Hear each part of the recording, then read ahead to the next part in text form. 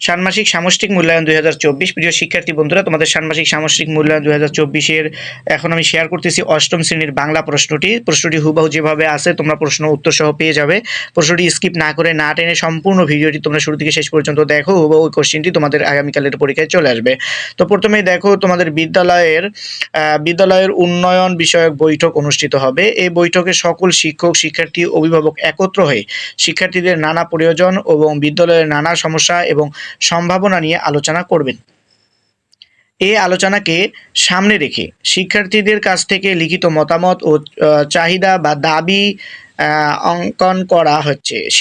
বৈঠকে শিক্ষার্থীদের নানা বিষয়ে নিজেদের ভাবনা ও মতামত প্রকাশের সুযোগ থাকবে। একই দিন বিদ্যালয়ের সকল শিক্ষার্থীদেরকে নিয়ে দেয়াল পত্রিকা উন্মোচন করা হবে। দেয়াল পত্রিকা প্রকাশের জন্য শিক্ষার্থীদের কাছ থেকে সৃষ্টিশীল লেখা আহ্বান করা হলো। তো এই হলো তোমাদের উদ্দীপক। এখানে দেখো, এখানে আলোকে তোমাদের কাজ হচ্ছে জোড়ায় আলোচনা করে নিচের কাজগুলো করো। প্রথম কাজ হচ্ছে জোড়ায় আলোচনা করতে হবে। এক, বৈঠককে সামনে রেখে এবং বৈঠকের দিনকে কেন্দ্র করে পাশের সহপাঠীর সাথে আলোচনা করে নিচের কার্যক্রমগুলো অনুসরণ করো। এরপর খাতায় লেখো। তোমার বিদ্যালয়ের বিভিন্ন প্রয়োজন বা সমস্যা খুঁজে বের করতে হবে। এসব প্রয়োজন বা সমস্যা নিয়ে কার কার সাথে আলোচনা করা যায় তার একটি তালিকা করতে হবে। যোগাযোগের মাধ্যম ও উপকরণ কি হতে পারে সেগুলো নির্ধারণ করতে হবে। কাজগুলো করতে গিয়ে কোন বিষয়গুলো তুমি নিজে খুঁজে পেয়েছো আর কোন আলোচনার মাধ্যমে উঠে এসেছে তা উল্লেখ করতে হবে। প্রয়োজনে আলাদা ছক ব্যবহার করা যেতে পারে। তালিকা 2, অর্থাৎ 2 হচ্ছে তালিকা থেকে যে কোনো একটি প্রয়োজন বা সমস্যা নিয়ে দুটি যোগাযোগের নমুনা তৈরি করো। এক, নমুনা দুইটির একটি হবে মৌখিক যোগাযোগের এবং আরেকটি হবে লিখিত যোগাযোগের। আর হচ্ছে স্টেপ 2 হচ্ছে এই নমুনা দুটি হবে তোমার তালিকার যে কোনো দুইজন ব্যক্তিকে ঘিরে। আচ্ছা, এবার আসি, দেখো, নমুনা দুইটি তৈরি করতে পাশের সহপাঠীর সাহায্য নেওয়া যাবে।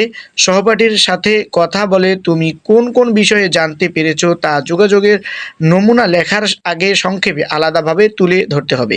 নমুনা ধরন ও বিষয়বস্তু হুবহু হওয়া যাবে না। তো এবার হলো কাজ ক, দেয়াল পত্রিকায় দেওয়ার জন্য রচনা তৈরি করো। রচনাটি তৈরি করতে নিচের নির্দেশনা ও নমুনাগুলো অনুসরণ করো। তো 1 নাম্বার হচ্ছে কাজটি করতে হবে দলগত আলোচনার মাধ্যমে। প্রতি দলে 4 জন করে সদস্য থাকতে পারে। দলের সমস্যা নিজের মধ্যে আলোচনা করে ঠিক করবে কে কোন ধরনের রচনা তৈরি করবে। তবে প্রতিটি দলেই বিভিন্ন ধরনের রচনার নমুনা থাকতে হবে। রচনার কাঠামো ও বিষয়বস্তু নিয়ে এবং নতুন নতুন ধারণা নিয়ে আলোচনা করা যাবে। নমুনা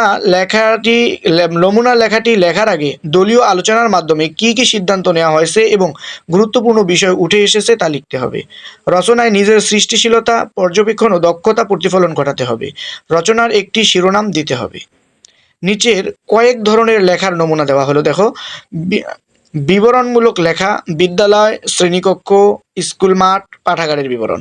অথবা বিশ্লেষণমূলক লেখা, বিদ্যালয়ের সামগ্রিক সুযোগ সুবিধা। তথ্যমূলক লেখা, বিদ্যালয়ের গুরুত্বপূর্ণ তথ্য। কল্পনা নির্ভর লেখা, বিদ্যালয় ঘিরে কোনো গল্প।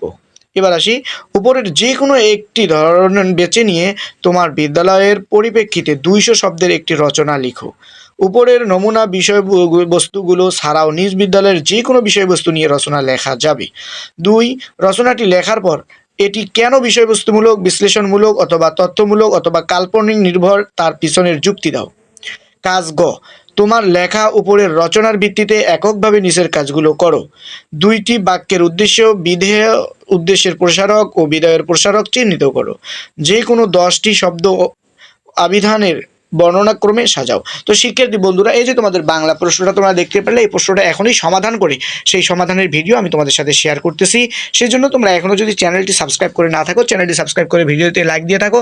সমাধানমূলক ভিডিওটি আপলোড করার সাথে সাথে তোমরা নোটিফিকেশন পেয়ে যাবে।